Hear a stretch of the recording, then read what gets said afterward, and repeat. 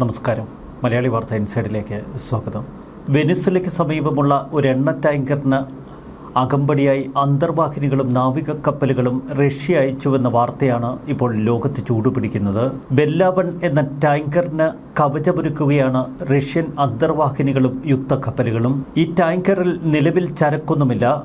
Venezuelan അസംസ്കൃത എണ്ണയുടെ ഗതാഗതത്തിന് നിർണായക പങ്കുവഹിച്ച ഒരു ടാങ്കർ എന്ന നിലയിൽ ബെല്ലാവൺ പ്രശസ്തമാണ്. നിലവിൽ സ്കോട്ട്ലൻഡിലും ഐസ്ലൻഡിനും ഇടയിലാണ് ഈ ടാങ്കർ. എണ്ണ ടാങ്കറുകൾ വെനസ്വേലിയൻ തീരത്ത് പ്രവേശിക്കുന്നത് അമേരിക്ക നിയന്ത്രിക്കുന്നുണ്ട്. എണ്ണ ടാങ്കറുകൾ വെനസ്വേലിയൻ തീരത്തേക്കും പുറത്തേക്കും പോകുന്നത് വിലക്കിയിരിക്കുകയാണ് നിലവിൽ യുഎസിന്റെ ഉപരോധം വെട്ടിച്ച് എണ്ണ ടാങ്കർ വെനസ്വേലിയൻ തീരത്തേക്ക് അടുപ്പിക്കാൻ ശ്രമം നടക്കുമോ എന്ന് ലോകം ഉറ്റുനോക്കുന്നു. എന്നാൽ വെനസ്വേലൻ തീരത്തേക്ക് ഈ കപ്പലിനെ അടുപ്പിക്കാനോ എണ്ണ കയറ്റാനോ ഇതുവരെ കഴിഞ്ഞിട്ടില്ല. ചരക്കുകളൊന്നും കയറ്റിയിട്ടില്ല എങ്കിലും അനധികൃത എണ്ണക്കടത്ത് തടയുന്നതിന്റെ ഭാഗമായി യുഎസിന്റെ നിരീക്ഷണം ഇപ്പോൾ ശക്തമാക്കിയിരിക്കുന്നു. വെനസ്വേലിയൻ തീരം ലക്ഷ്യമാക്കി നേരത്തെ നീങ്ങിക്കൊണ്ടിരുന്ന ബെല്ലാവൺ ഈ കഴിഞ്ഞ മാസം കരീബിയൻ തീരത്ത് വെച്ച് യുഎസ് കോസ്റ്റ് ഗാർഡ് പിടിച്ചെടുക്കാനൊരു ശ്രമം നടത്തിയിരുന്നു. യുഎസിന്റെ നീക്കം പരാജയപ്പെട്ടതിനെ തുടർന്ന് ഉദ്യോഗസ്ഥർ ടാങ്കറിന്റെ പേര് മാറ്റി മറിനേറ എന്നായി പുതിയ പേര്. പിന്നീട് ഗയാനയുടെ പതാക മാറ്റി അതിൽ റഷ്യയുടെ പതാക കെട്ടി. തുടർന്ന് തങ്ങളുടെ കപ്പലിനെ നിരീക്ഷിക്കുകയും പിന്തുടരുകയും ചെയ്യുന്നത് അമേരിക്ക അവസാനിപ്പിക്കണമെന്ന് റഷ്യ ആവശ്യപ്പെട്ടു. എന്തുകൊണ്ടാണ് റഷ്യ ബെല്ലാവൺ എണ്ണക്കപ്പലിന്റെ സഞ്ചാരത്തിന് ഇത്ര വലിയ പ്രാധാന്യം കൊടുക്കുന്നത്? തെക്കൻ യുക്രൈനിലെ ഒരു മൃഗശാലയിൽ നിന്ന് റഷ്യൻ സൈന്യം ഒരു റാക്കൂണിനെ പിടികൂടിയത് സമൂഹ മാധ്യമങ്ങളിൽ വലിയ വൈറലായി. അമേരിക്കക്കാർ മഡൂറയെ തട്ടിക്കൊണ്ടുപോയി, നമ്മൾ കേഴ്സണിൽ നിന്ന് ഒരു റാക്കൂണിനെ തട്ടിക്കൊണ്ടുപോയി എന്നൊരു സൈനിക ബ്ലോഗർ തമാശയായി ഫേസ്ബുക്കിൽ എഴുതി. ക്രെംലിന്റെ ഒരു പ്രധാന സഖ്യകക്ഷിയായിരുന്നു വെനിസ്വേല. നിക്കോളാസ് മഡുറോയെ അമേരിക്ക പിടിച്ചുകെട്ടി കൊണ്ടുപോയതിന് പിന്നാലെ ആകെ പകച്ചു നിൽക്കുകയായിരുന്നു റഷ്യ. വലിയ സാമ്രാജ്യത്വ രാഷ്ട്രങ്ങൾ അവരുടെ പ്രാദേശിക സ്വാധീന മേഖലകളിൽ യാതൊരുവിധ ഭീതിയുമില്ലാതെ ആധിപത്യം സ്ഥാപിക്കുന്ന ഒരു പുതിയ ലോകക്രമമാണ് നമ്മൾ കാണുന്നത്. അവിടെ അമേരിക്കൻ റഷ്യ ബന്ധത്തിന് എന്ത് സംഭവിക്കും? റഷ്യ അമേരിക്കയ്ക്കെതിരെ ഏതെങ്കിലും വിധത്തിലുള്ള ഒരു ആക്രമണത്തിന് ശ്രമിക്കുമോ? കാരക്കാസിന്റെ നിയന്ത്രണം പിടിച്ചെടുത്ത അമേരിക്കൻ പ്രസിഡന്റ് ഡൊണാൾഡ് ട്രംപിന്റെ ഓരോ മുന്നേറ്റവും അതീവ ജാഗ്രതയോടെ വീക്ഷിക്കുകയാണ് ഇപ്പോൾ ക്രെംലിൻ. വെനിൻസുല ഇപ്പോൾ അമേരിക്കൻ നിയന്ത്രണത്തിലാക്കി. ഇനി ലക്ഷ്യം ഗ്രീൻലാൻഡും മറ്റു ചില രാജ്യങ്ങളുമാണ് എന്ന് അമേരിക്കൻ പ്രസിഡന്റ് വ്യക്തമാക്കുന്നു. ഈ നീക്കത്തിൽ അമേരിക്ക വിജയിച്ചാൽ അത് റഷ്യയെ സാമ്പത്തികമായി പ്രതികൂലമായി ബാധിക്കും. എണ്ണവില തുടർച്ചയായി ഇടിവിന്റെ വക്കിലെത്തി നിൽക്കുന്നു. അമേരിക്കയുടെ ലക്ഷ്യം പൂർത്തിയാക്കാൻ കഴിഞ്ഞാൽ, അവർ വിജയിച്ചാൽ റഷ്യൻ എണ്ണവില ഗണ്യമായി ഇടിയും. മഡുറോയുടെ അട്ടിമറി റഷ്യയുടെ യുക്രൈൻ ആക്രമണവുമായി താരതമ്യപ്പെടുത്താൻ കഴിയുമോ? മറുവശത്ത് അമേരിക്ക ഇപ്പോൾ നടത്തിക്കൊണ്ടിരിക്കുന്ന നീക്കങ്ങളിൽ എന്തുകൊണ്ട് റഷ്യ ഭയപ്പെടുന്നു? യുക്രൈൻ ആക്രമണത്തിൽ ഒരു സമാധാന നീക്കത്തിന് ഇതുവരെ പുതിൻ പച്ചക്കൊടി കാട്ടിയില്ല. ട്രംപിന്റെ തുടർച്ചയായ പ്രവർത്തനങ്ങൾ ഇതുവരെ വിജയിച്ചിട്ടുമില്ല. എന്നാൽ യുക്രൈനിൽ മാത്രമല്ല, പഴയ സോവിയറ്റ് യൂണിയൻ മേഖലയിൽ തൻ്റെ ആധിപത്യ മേഖല സ്ഥാപിക്കുന്നതിന് പുതിന് കൂടുതൽ പ്രചോദനം നൽകുമോ അമേരിക്കയുടെ വെനിൻസുല ആക്രമണം? ലോകത്തിപ്പോൾ നിലവിലുള്ള ഒരു ലിബറൽ ക്രമം അവസാനിക്കുകയാണെന്നും അതിൻ്റെ സ്ഥാനത്ത് സ്വാധീന മേഖലകളെ അടിസ്ഥാനമാക്കിയുള്ള ഒരു ആഗോളക്രമം വളർന്നു വരുന്നുവെന്നും വിദഗ്ധർ പറയുന്നു. ട്രംപ് പഴയ മൺട്രോ സിദ്ധാന്തത്തിലേക്ക് പിൻവാങ്ങുന്നുവെന്നാണ് രാഷ്ട്രീയ വിദഗ്ധരുടെ ഇപ്പോഴത്തെ കമന്റുകൾ. അതിർത്തികൾക്ക് സമീപമുള്ള സ്വന്തം സ്വാധീന മേഖലയ്ക്ക് മേൽ അവകാശവാദം ഉന്നയിക്കുന്ന ഒരു പുതിയ ലോകക്രമം. എന്നാൽ ട്രംപിന്റെ സൈനിക നടപടിയുടെ കൃത്യതയും ഫലപ്രാപ്തിയുമാണ് പുതിനെ ഭയപ്പെടുത്തുന്നത്. റഷ്യൻ നേതാവിന്റെ ദീർഘകാല ശത്രു അമേരിക്ക തന്നെയാണ്. സൂപ്പർ പവർ ശത്രു തനിക്കെതിരെ നിൽക്കുന്നത് പലപ്പോഴും പുതിനെ അസ്വസ്ഥനാക്കുന്നു. ലോകവേദിയിൽ കൂടുതൽ ആധിപത്യം സ്ഥാപിച്ചുകൊണ്ട് അമേരിക്ക റഷ്യയ്ക്കുമേൽ കനത്ത സമ്മർദ്ദമാണ് ഇപ്പോൾ ചെലുത്തുന്നത്. ക്രെംലിൻ ഒരിക്കൽ രക്ഷാധികാരിയും സംരക്ഷകനുമായി പ്രവർത്തിച്ചിരുന്ന ഒട്ടനവധി രാജ്യങ്ങളുണ്ട്. ആ രാജ്യങ്ങളൊക്കെ പിന്നീട് അമേരിക്കൻ ആക്രമണത്തിൽ പതറിയപ്പോൾ ഒന്നും ചെയ്യാൻ കഴിയാതെ നിസ്സഹായ അവസ്ഥയിൽ നോക്കി നിൽക്കുകയായിരുന്നു ക്രെംലിൻ. സിറിയയ്ക്കുള്ളിൽ അമേരിക്കൻ കടന്നുകയറ്റം യാതൊരു വിധത്തിലും പ്രതിരോധിക്കാൻ അന്ന് റഷ്യയ്ക്ക് കഴിഞ്ഞിരുന്നില്ല. പിന്നീട് ഇറാനു നേർക്ക് നടന്ന ആക്രമണം, ഒടുവിൽ കാരക്കാസിൽ എത്തി നിൽക്കുമ്പോൾ എന്തു ചെയ്യണമെന്നറിയാതെ പകച്ചു നിൽക്കുകയായിരുന്നു ക്രെംലിൻ. ശനിയാഴ്ച അമേരിക്ക കാരക്കാസിൽ നടത്തിയ വലിയ ഓപ്പറേഷൻ, അതിനു തൊട്ടു മുൻപ് വരെ ക്രെംലിൻ തങ്ങളുടെ സഖ്യകക്ഷിയായി പ്രഖ്യാപിച്ചിരുന്നു കാരക്കാസിനെ. ആക്രമണത്തിന് തൊട്ടു മുൻപ് റഷ്യ പൂർണ്ണ പിന്തുണയാണ് മഡുറോയ്ക്ക് വാഗ്ദാനം ചെയ്തത്. ട്രംപിന്റെ കമാൻഡോകൾ മഡുറോയെ നീക്കം ചെയ്യുമ്പോൾ മോസ്കോ വശങ്ങളിൽ നിന്ന് തികച്ചും സ്തംഭനാവസ്ഥ. അന്താരാഷ്ട്ര നിയമത്തിന്റെ എല്ലാ മാനദണ്ഡങ്ങളും ലംഘിച്ചുവെന്ന് ക്രെംലിൻ പറഞ്ഞിരുന്നു. അതിലപ്പുറം ഒരു പ്രസ്താവനയ്ക്കപ്പുറം ഒരു വിധത്തിലും പ്രതികരിക്കാൻ റഷ്യയ്ക്ക് കഴിഞ്ഞില്ല. സിറിയയ്ക്ക് ശേഷം തങ്ങളുടെ സഖ്യകക്ഷികളെ പരിരക്ഷിക്കുന്നതിൽ പൂർണ്ണമായി പരാജയപ്പെടുന്ന ഒരു റഷ്യൻ ഭരണകൂടത്തെയാണ് ലോകം കാണുന്നത്. 2022 തുടക്കത്തിൽ കീവ് ആക്രമിക്കാനും പ്രസിഡന്റ് വ്ളാദിമിർ സെലൻസ്കിയെ പുറത്താക്കാനും പുതിൻ കൈക്കൊണ്ട തീരുമാനം പരാജയപ്പെട്ട ആ ശ്രമം ഇപ്പോഴും തുടരുന്നതിനിടയിൽ ലോകക്രമത്തിൽ ആധിപത്യമുണ്ടായിരുന്ന ക്രെംലിൻ ഏറെ ക്ഷയിച്ചു അക്കാര്യങ്ങളിൽ. മോസ്കോയിലെ രാഷ്ട്രീയ സുരക്ഷാ ഉദ്യോഗസ്ഥർക്കിടയിൽ തികഞ്ഞ അസ്വസ്ഥത ഇപ്പോൾ പ്രകടമാണ്. ഒരു വശത്ത് ട്രംപിന്റെ ധാർഷ്ട്യം, മറുവശത്ത് US സുരക്ഷാ സേവനങ്ങളുടെ കാര്യക്ഷമത. അതുകൊണ്ട് തന്നെ വെനിൻസുലയിൽ അടുത്തതായി എന്ത് സംഭവിക്കുമെന്ന് ഉറ്റുനോക്കുകയാണ് ക്രെംലിൻ വെനിൻസുല ആക്രമണത്തിൽ തികഞ്ഞ നിശബ്ദത പാലിച്ചുവെന്നാണ് ഇപ്പോൾ റഷ്യയിൽ ഉയരുന്ന മുഖ്യ ആരോപണം. പലരും വെനിൻസുല അമേരിക്കയുടെ രണ്ടാമത് വിയറ്റ്നാം ആകണമെന്ന് ആഗ്രഹിക്കുന്നു. പെട്ടെന്ന് US അവിടെ ഗുരുതരമായ യുദ്ധത്തിൽ അകപ്പെട്ടാൽ തീർച്ചയായും ഈ ദുർബലത ഉപയോഗപ്പെടുത്തി യുക്രൈനിലെ US സാന്നിധ്യം എങ്ങനെയെങ്കിലും സന്തുലിതമാക്കാനുള്ള അധിക സാധ്യതകൾക്കായി പുതിൻ ശ്രമിക്കും.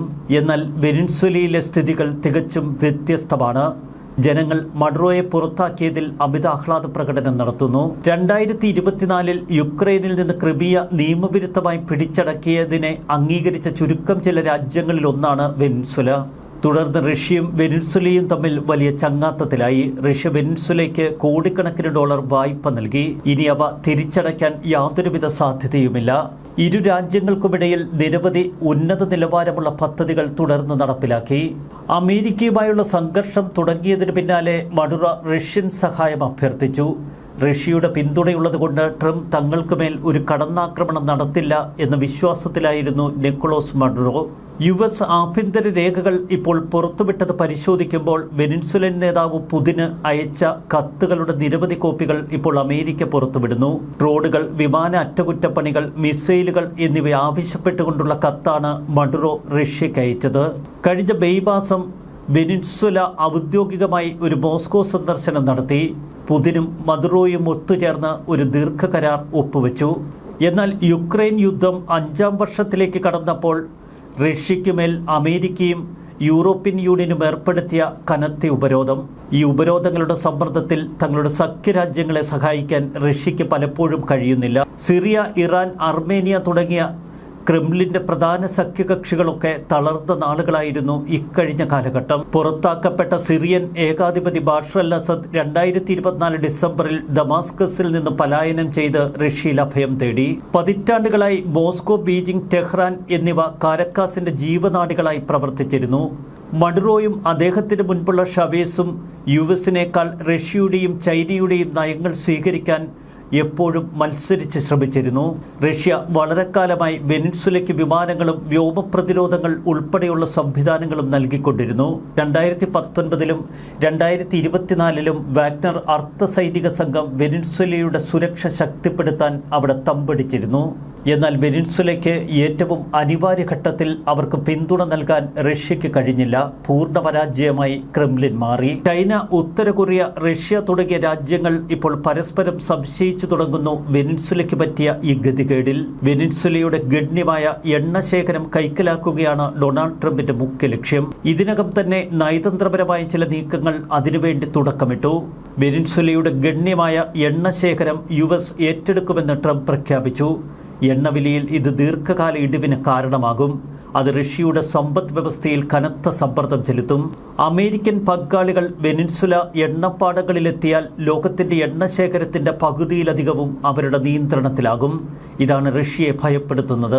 എണ്ണവില ബാരലിന് $50 കൂടുതൽ ഉയരില്ല എന്നുറപ്പിക്കുകയാണ് അമേരിക്കയുടെ മുഖ്യ ലക്ഷ്യം. ആവേസ് മാതൃക ഒരു തരത്തിലല്ലെങ്കിൽ മറ്റൊരു തലത്തിൽ കാരക്കാസിൽ തുടരാൻ നിരന്തരം പരിശ്രമിച്ച മോസ്കോ ഇപ്പോൾ പരാജയം കഴിക്കുന്നു. വെനിൻസുലയുടെ ഇടക്കാല പ്രസിഡന്റ് ഡെൽസി റോഡ്രിഗസിനോട് അമേരിക്കൻ പ്രസിഡന്റ് ഡൊണാൾഡ് ട്രംപ് പറയുന്നു, ചൈന, റഷ്യ, ഇറാൻ, ക്യൂബ എന്നീ രാജ്യങ്ങളുമായുള്ള സാമ്പത്തിക ബന്ധം പുനഃപരിശോധിക്കണമെന്ന്.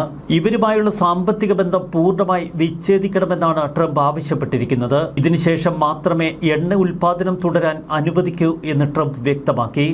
എണ്ണ ഉൽപ്പാദനത്തിൽ വെനിൻസുല അമേരിക്കയുമായി മാത്രം സഹകരിച്ചാൽ മതി എന്ന വ്യവസ്ഥയാണ് ഇപ്പോൾ ട്രംപ് മുന്നോട്ട് വച്ചിരിക്കുന്നത്. അസംസ്കൃത എണ്ണ വിൽക്കുമ്പോൾ അമേരിക്കയ്ക്ക് മുൻഗണന നൽകണമെന്ന് ട്രംപ് ഭരണകൂടം ആവശ്യപ്പെട്ടു. ദീർഘകാലമായി വെനിൻസുലയുമായി അടുപ്പം സൂക്ഷിക്കുന്ന രാജ്യമാണ് ചൈന. വെനിൻസുലയുടെ പക്കൽ നിന്ന് ഏറ്റവും കൂടുതൽ എണ്ണ വാങ്ങുന്ന രാജ്യം. നിലവിൽ എണ്ണ ടാങ്കറുകൾ നിറഞ്ഞിരിക്കുന്നതുകൊണ്ട് എണ്ണയുടെ വ്യാപാര നീക്കത്തെ ഇപ്പോൾ പൂർണ്ണമായി ബാധിച്ചിരിക്കുന്നു. അതുകൊണ്ട് തന്നെ വെനിൻസുലയുടെ മേൽ സമ്മർദ്ദം ചെലുത്താൻ യുഎസിന് സാധിക്കും എന്ന് US state secretary Marco Rubio സെനറ്റർമാരോട് പറഞ്ഞു. കനത്ത യുഎസ് ഉപരോധം കാരണം സംഭരിക്കാൻ മാർഗമില്ലാതെ വെനിൻസുല കുരുങ്ങി നിൽക്കുന്ന കാഴ്ച. വെനിൻസുല എണ്ണക്കിണറുകൾ പൂർണ്ണമായി അടച്ചു തുടങ്ങി. ദീർഘകാലം തൽസ്ഥിതി തുടരുന്നത് വെനിൻസുലയുടെ സമ്പദ് വ്യവസ്ഥ തകരാനിടവരും. ചുരുക്കത്തിൽ യുഎസ് കണക്ക് കൂട്ടുന്നതനുസരിച്ച് എണ്ണശേഖരം വിൽക്കാതെ സാമ്പത്തിക തിരിച്ചടവ് നടത്താൻ വെനിൻസുലയ്ക്കിനി ഏതാനും ആഴ്ചകൾ മാത്രമേ സാധിക്കൂ.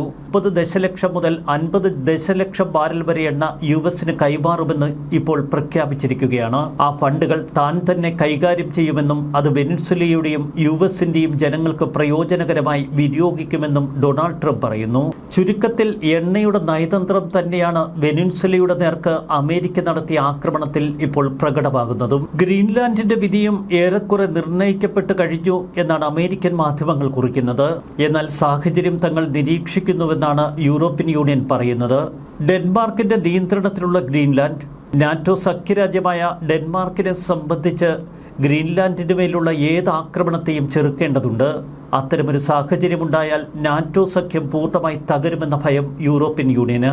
ഇവിടെയാണ് അമേരിക്ക ഉയർത്തുന്ന മുഖ്യ ചോദ്യം. ഡെൻമാർക്ക് എന്ത് അവകാശത്തിന്റെ അടിസ്ഥാനത്തിലാണ് ഗ്രീൻലാൻഡിന് മേൽ നിയന്ത്രണം സ്ഥാപിച്ചിരിക്കുന്നത്? ഗ്രീൻലാൻഡിന് മേലുള്ള ഡെൻമാർക്കിന്റെ പ്രാദേശിക അവകാശവാദം എന്തടിസ്ഥാനത്തിൽ? ഗ്രീൻലാൻഡിനെ ഡെൻമാർക്കിന്റെ കോളനിയായി നിലനിർത്താൻ കഴിയില്ല എന്നാണ് ഡൊണാൾഡ് ട്രംപ് പറഞ്ഞു വെക്കുന്നത്. യുഎസ് തന്നെയാണ് നാറ്റോയുടെ ശക്തി എന്ന് അമേരിക്ക പറയുമ്പോൾ ഗ്രീൻലാൻഡ് ഇങ്ങെടുക്കുമെന്ന് ട്രംപ്. ഗ്രീൻലാൻഡിനോടുള്ള ട്രംപിന്റെ സമീപനത്തിൽ അന്താരാഷ്ട്ര സമൂഹത്തിൽ വലിയ പിരിമുറുക്കമാണ് ഇപ്പോൾ നേരിടുന്നത്. നാറ്റോയുടെ തകർച്ചയ്ക്ക് അമേരിക്കയുടെ നീക്കം കാരണമാകുമെന്ന് വിദഗ്ധർ പറയുന്നു. മറ്റൊരു നാറ്റോ അംഗത്തെ അമേരിക്ക സൈനികമായി ആക്രമിക്കാൻ തീരുമാനിക്കുകയാണെങ്കിൽ രണ്ടാം ലോകമഹായുദ്ധത്തിന് ശേഷം നൽകിയിട്ടുള്ള സുരക്ഷ ഉൾപ്പെടെ എല്ലാം നിർത്തുമെന്ന് ഡെൻമാർക്കിന്റെ സ്വയംഭരണ പ്രദേശമാണ് ഗ്രീൻലാൻഡ്. മൊബൈൽ ഫോണുകൾ, ബാറ്ററികൾ തുടങ്ങി ഹൈടെക് ഉപകരണങ്ങൾക്ക് അത്യാവശ്യമായ അപൂർവ ഭൂമിധാതുക്കളുടെ സമ്പന്നമായ നിക്ഷേപമാണ് ഗ്രീൻലാൻഡിലുള്ളത്. ആർട്ടിക് സുരക്ഷയ്ക്കും നിരീക്ഷണത്തിനും ഒരു സുപ്രധാന സ്ഥാനം ഭൗമ രാഷ്ട്രീയ ആസ്തിയായി ഗ്രീൻലാൻഡ് കണക്കാക്കപ്പെടുന്നു.